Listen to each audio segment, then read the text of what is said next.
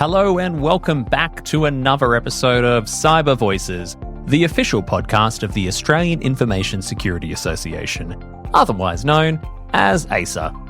I'm your host, as always, David Willett, and it is my pleasure to have you with us as we explore the diverse voices of the Australian cyber industry.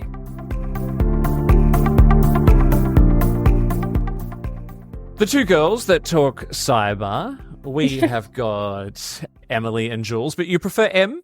Yeah, either or. M just feels like a bit more natural. Emily's a lot of syllables. That's good. You're saving everyone time. I appreciate that. Thank you. So, Girls Talk Cyber. So let's dive into your respective backgrounds and how Girls Talk Cyber became inspired. Well, I love pop culture podcasts, and my podcast list is always like chock-a-block of all these different podcasts I listen to. And I felt like there was a massive gap of a kind of sweet, sugary podcast that was about cybersecurity, because everyone is online and things go wrong, and there's no real, I guess, safe place that women and young girls can turn to for information about this dark and scary place. It's often quite tech heavy, jargon heavy, male dominated, and you get pushed out of the conversation a lot of the time. And Jules is my work bestie, my work wife, and we often have these casual conversations about cybersecurity all the time, like, OMG, did you see the latest data breach? Can't believe that happened. And we'll be just gossiping about it, essentially. So we thought, why don't we go to our girlfriends and have these conversations? That link never exists. It's just a Jules and I conversation. So Girls Talk Cyber was pretty much born out of the lack of that, I guess, product for people outside of the industry. Where can you go to listen to topics about cybersecurity in a fun way with your girlfriends? That's hopefully what Girls Talk Cyber is for people. Yeah, I'd say the other thing that I like to think of when we got this podcast started was also around the fact that Em and I joined the industry at the same time. We started our jobs at the same time, and we learnt very quickly about some of the scary things that are out there with regards to cyber, and the more we spent time at our new jobs, the more we learnt about some of our own personal risks and concerns that we might have with our own safety. And I guess when we were trying to go back to our friends and talk about this new job and talk about all of these things we were learning, it was sort of meh, like roll of the shoulders, don't really care, or like don't really know what you're talking about, so like don't need to worry about it sort of thing. And I think for Em and I, it was such a prevalent topic for us. So just wanting to bring people in and make it more accessible and less scary, and, a topic which isn't out of bounds for people who aren't in the industry, to kind of be part of that conversation as well, and kind of take them on that empowerment journey to be like, you don't have to be working in tech to be able to protect yourself online, and actually protecting yourself is a really important part of our, digital lives now. First of all, I love it. It's the work besties who got together and decided to make a podcast. I think that is super cool. But I also like that you're leaning into, I think, what a few people are doing now, which is trying not to make the entry barrier into cybersecurity or understanding cybersecurity too steep. I think there is a camp of cybersecurity people who kind of like the mystery and just want all the muggles to stay out of it. Harry Potter reference, if anyone gets that. But yes, it's been pretty good. I think I must admit, we were very nervous when we released it. I think putting ourselves out there in an industry that isn't necessarily, as Em mentioned, sugary and cutesy and pink, and kind of coming in with quite a strong image that Girls Talk Cyber brought. The feedback's been really overwhelmingly positive, I think, from a lot of our colleagues and people that we work with who, I guess, are aware of the context and who may have kids, nieces, nephews, sisters, brothers, whatever, family members who they want to also upskill and empower to like improve their online safety. I think from that perspective, we received really positive feedback. It's also been so nice to see people reach out to us who we don't know and actually say, oh, look, because of you, I've set up my very first password manager, or I've locked down all of my social media accounts. I'm so proud of myself. And just those little wins has been absolutely so rewarding and such an amazing part of this journey, and really is what motivates us. Just those small habits that we can do, right, to uplift our cybersecurity and online safety. I don't care if we get 1 million listeners or 3 listeners, as long as those 3 listeners are putting on MFA putting on their password managers, that's probably what means the most to us. Like when we've actually helped someone understand the risk, therefore change the behavior, that's really satisfying for us. Your target audience, how would you describe that? I think the initial target audience is people outside of cyber that have a cyber queen energy. You don't have to be a female. I think we get that feedback a lot. I'm not a female. Can I listen? And the girls are talking It's cyber. free. Yeah. That doesn't mean that you as the listener need to be a girl. It just means you need to have an energy that is welcoming and open to listen to pretty much anyone talk about cybersecurity. I think as a female, you can kind of get shunned out of the room. Like, what type of opinion do you have? That I'm not really interested in listening to you because you're not a male. Therefore, if you have that like open attitude of I'm happy to take information and opinions from a female, then we'd love for you to come and listen. And I think it's kind of not for people in the industry purely because it is so stripped back. Like, what is a cyber threat? What is a cyber risk? So it might not be as consumable or educating to people inside of the industry because we deal with that every single day. So we've really tried to make it the slip, slop, slap. What can you do? A mantra for cybersecurity, redefine how you act online, making it quite consumable for the person outside of the cybersecurity industry. Yeah, I definitely think we originally sort of set out with this mindset that it would be a target audience of young women and girls aged like 15 to 25 years old, because we thought, that demographic is experiencing that gap in media that we were identifying. And I suppose that was where the gap was, based on some of the research that we'd done as well. Like, that age group had such a kind of was a strong target online for any sort of online abuse or these sorts of things, or a higher risk audiences for online safety issues. And so originally, I think that was where the target audience kind of number or figure came from. But I think we learned very, very quickly that what we were talking about wasn't just for this audience. And I think we got that through a lot of that initial feedback from our male colleagues, from mums out there who just want to actually understand a little bit more about what their kids are up to online. Now, there was a term Em just used there, which I feel I need to explore a little bit more, and that was cyber queen energy. What is cyber queen energy? I need to know more about this. I feel like it's an undefined mystery that we just radiate. Cyber queen energy is leaning into the conversation with no judgment. And if you have the same password, put your hand up and own it. A cyber queen owns that and changes it. And I think we're just, again, try to make it, I keep saying the word sugary and sweet, but if it's not shameful if you have the same password for everything. It's not shameful if you find MFA too confusing, the Authenticator app, I can't figure it out. I'm just here to support you through the journey to become a fully fledged cyber queen. I love that. I might have to get my partner to listen because he will not pay attention to me when I am trying to get him to use different passwords and turn MFA on. And he needs some cyber queen energy. Exactly. He loves a hook like that. So I'm like, all right, yeah, if I get him listening, I'll be like, look, I'm being a cyber queen. Please. He'll love it. And he can become a cyber queen as well. Come on the journey with us. Absolutely, exactly. It sounds like a cyber queen is like, it's like a state of being. Exactly. More than anything else. Yeah, it's a mantra. I love that. You've had some really interesting guests, especially your most recent guest, Julie, the e-safety commissioner.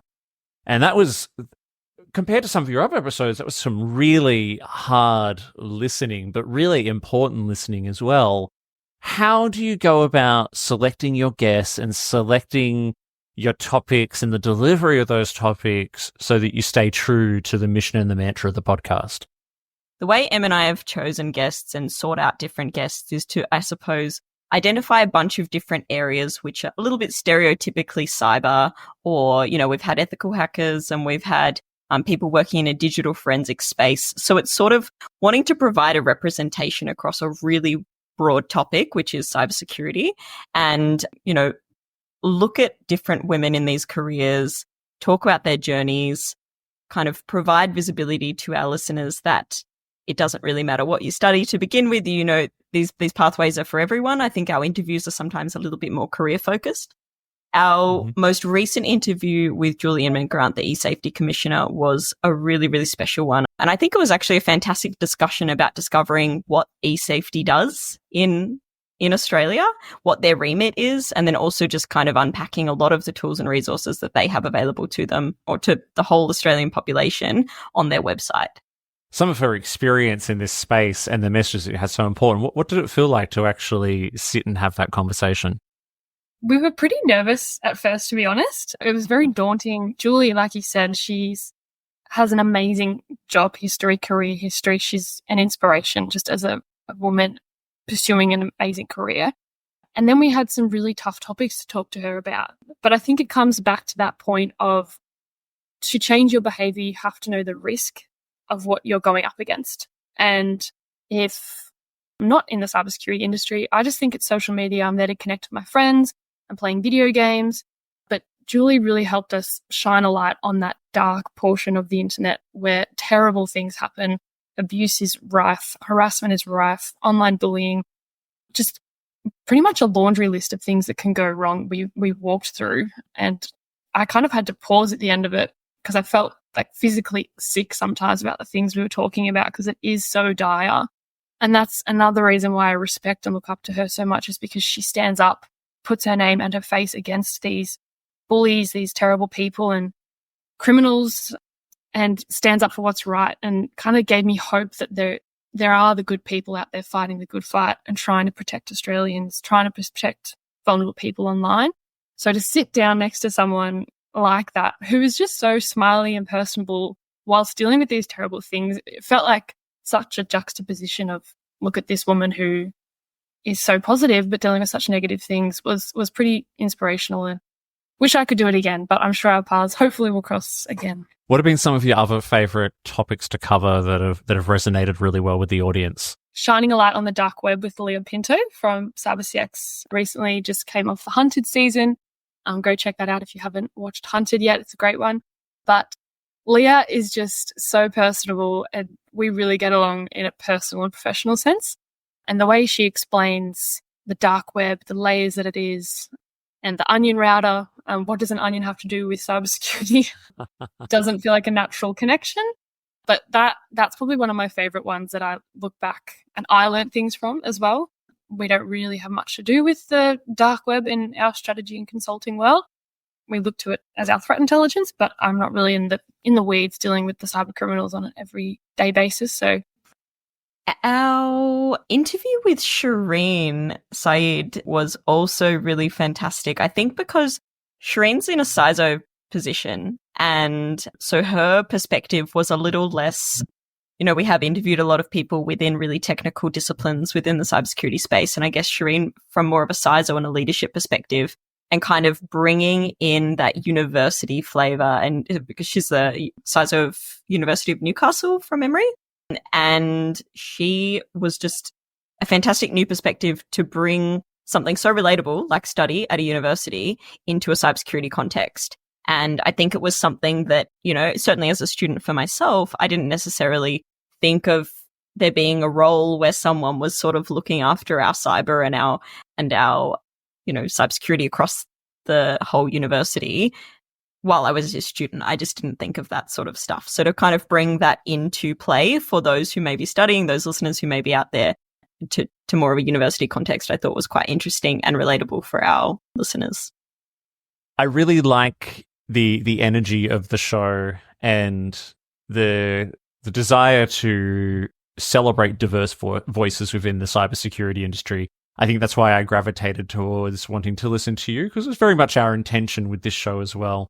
You're certainly hearing some unique voices on your show. I was saying before we hit record, one of my favorites was Scams with Sham with Shamila Gomez. I've worked with Shamila before. Big fan. Yeah. Shamila is just a pocket rocket. If you picture a cybersecurity expert in the financial services industry, unfortunately, probably AI wouldn't generate someone that looks and sounds like Shamila. She's just amazing. And I think it comes back to that emotional intelligence that maybe stereotypically women have. Like, I just really gravitate towards that, the friendly openness nature of people like Shamila that just let you be a human and put your guard down to say, I am nervous, scared about the cyber risk within my bank, within my uni. Can you help me?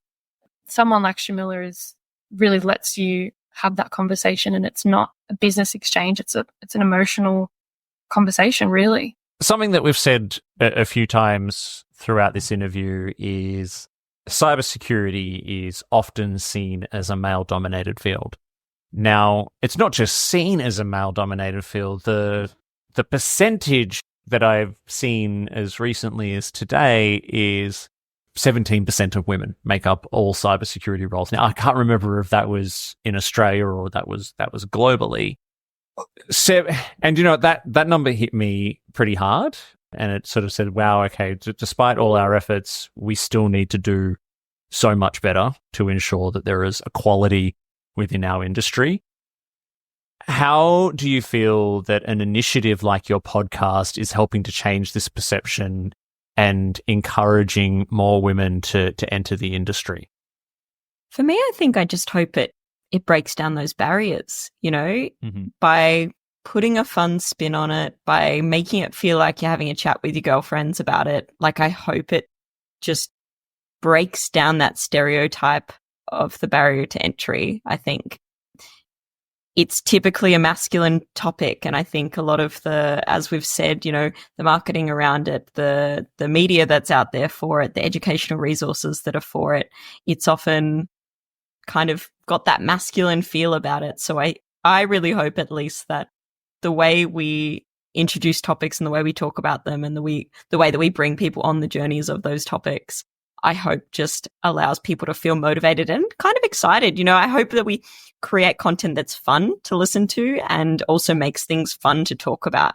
It's not something that's blocking people out or pushing people out. It's hopefully accessible and, creating just a really fun environment to actually learn and grow. There's two ends of the spectrum that I hope it kind of touches. The first is the younger generation, like that 12 to 15, when you look up and you're like, what do I want to be when I grow up? Hey, look at these two cool girls in podcasting. They look like me and they are in cybersecurity. Therefore, that's something I can pursue. That's a kind of goal one. And then I think the second goal is, as adults, we often change careers a lot. My mum's a career advisor, and she reckons that you change your career at least 7 times in your lifetime, according to her statistics. And I hope again then that if a female is like, oh, I'm kind of over teaching nursing, maybe a stereotypical female dominated field, I want to turn to another career, what's an option for me? And nurses, teachers, they actually have a lot of transferable skills to come into cybersecurity that they might not know about, like crisis communications, prioritizing in an emergency, dealing with a lot of stakeholders, a lot of little children, and then the parents, and communicating your wants and your needs and things like that. I hope they hear this podcast and they're like, this sounds really interesting. I'm just naturally interested in this as a passion. How can I do that? It's not too late. There's these really cool grad programs out there that are entry level and are open to people like me joining. The CyberCX Academy has an all-women cohort that's dedicated to women coming out of different careers, maybe finishing up maternity leave. And it's a 4-day a week. It's part-time, so you don't have to rush back into the whole 9 to 5. Can I ask you, did both of you see yourself working in cybersecurity when you were growing up? Back in grade 6, I won the IT award of the year. And I said, the stars have aligned. I'm an IT girl. Did IT in year 10. And not one girl was in the class. It smelled like BO. They were all weird boys. And I just was like, this is not for me. And funnily enough, the teacher was a female. And I think watch me go, you could see her heartbreak, but it's a full circle moment because I'm back. But then I did health because all the girls were doing health and you got the baby and you got to experience that. And I thought that was really fun. And I wanted to help people. So I did nursing and midwifery when I finished, funnily enough, at La Trobe as well. And did a year and a half of that degree and thought this is way too hard. I hated shift work. I just hated being on my feet all day and getting kind of treated like crap by patients, and obviously they're in pain. It's a really hard time for them being in hospital. So it was just not a positive environment. And I respect nurses so much that they can do that as a career for years on end. I couldn't do it for a year and a half.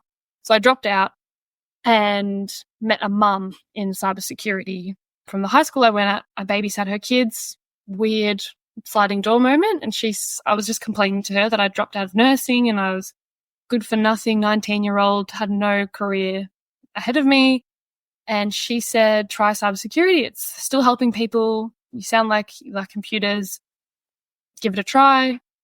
And then I just searched cybersecurity degrees with scholarships, and La Trobe had one.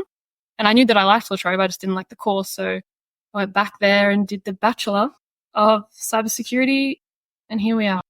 And similarly, big hats off to all the midwives and nurses, especially my mum, who has been a midwife for 30 years. God love them. They do incredible work. What a woman. Jules, what about yourself? Mine's a pretty different story, to be honest. Em likes to think of herself as the IT girl in high school. I was the one who absolutely couldn't even use the Wi-Fi, like didn't know how to connect to anything. It was absolutely so far from being the IT girl. It's not even funny. And so for me, like, growing up, I didn't really know what I wanted to be. And I think once I got to high school, years 11 and 12, and even entering uni, I was very broad with what I wanted to do. I didn't really know. I just knew I wanted to work with people. And I sort of thought, you know what, I'm going to figure it out.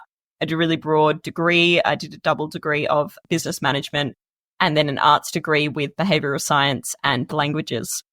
So for me, it was more around the human aspect, I think, which kind of sparked my interest a little bit into cyber. I have a real interest in the social engineering component of cybersecurity and the behavioral aspects and the social psychology that comes along with a lot of, online behavior and how we manipulate people into doing things through social engineering, those sorts of things.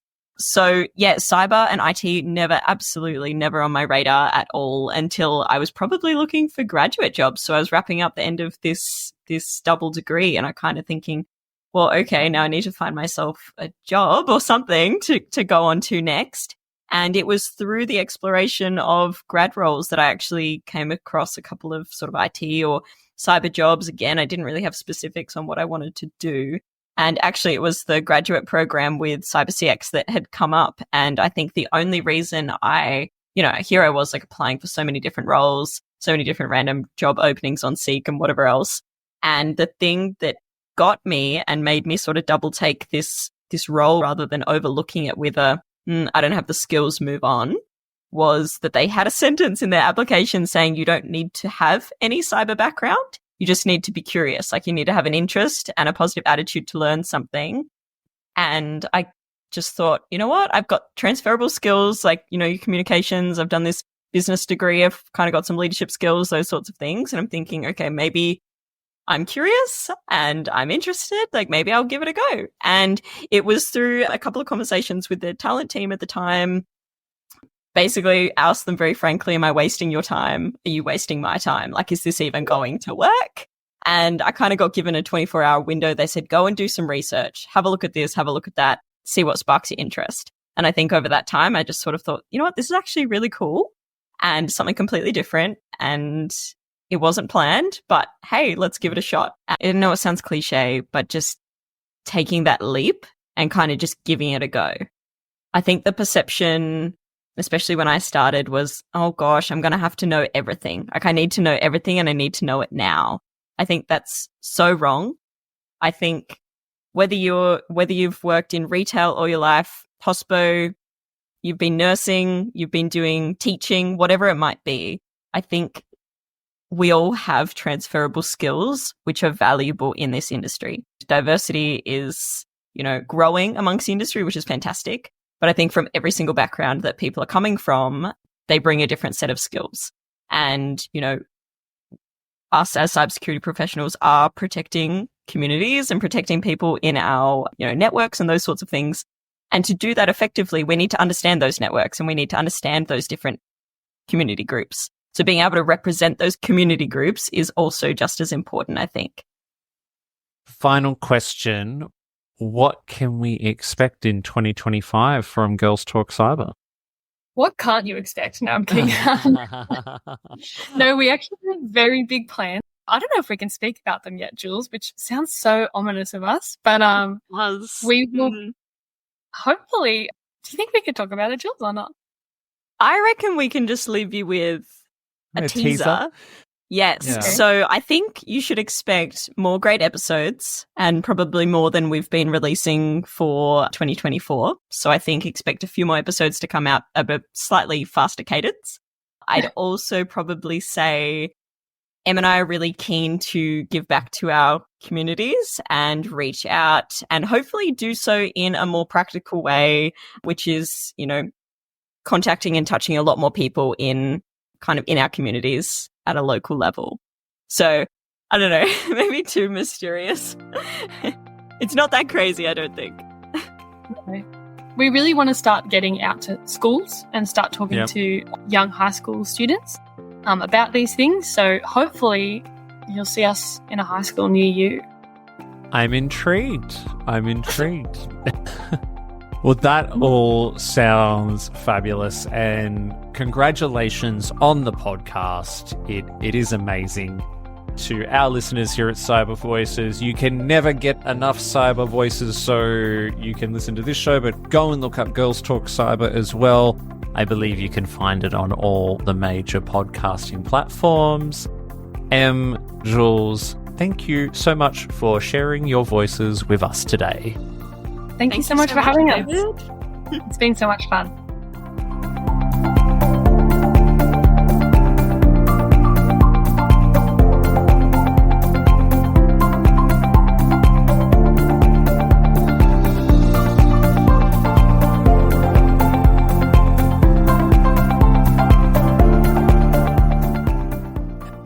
Thank you for listening to another episode of Cyber Voices.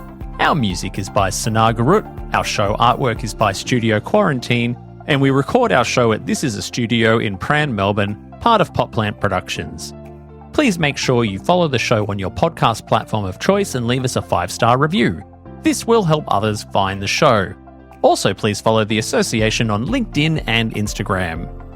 If you want to add your voice to our ever-growing chorus of diverse cyber voices, have questions, feedback, or would like to be a sponsor, you can do so by emailing us at cybervoices@aisa.org.au. That's cybervoices@aisa.org.au. Are you an ASA member? If not, you should consider joining our network of over 12,000 members across Australia. An ASA membership can open doors, build professional networks, create lifetime friendships, and offer exclusive training, events, and other perks. Become a member today by heading to our website at asa.org.au. That is all for today. I hope you will join us again next time on Cyber Voices.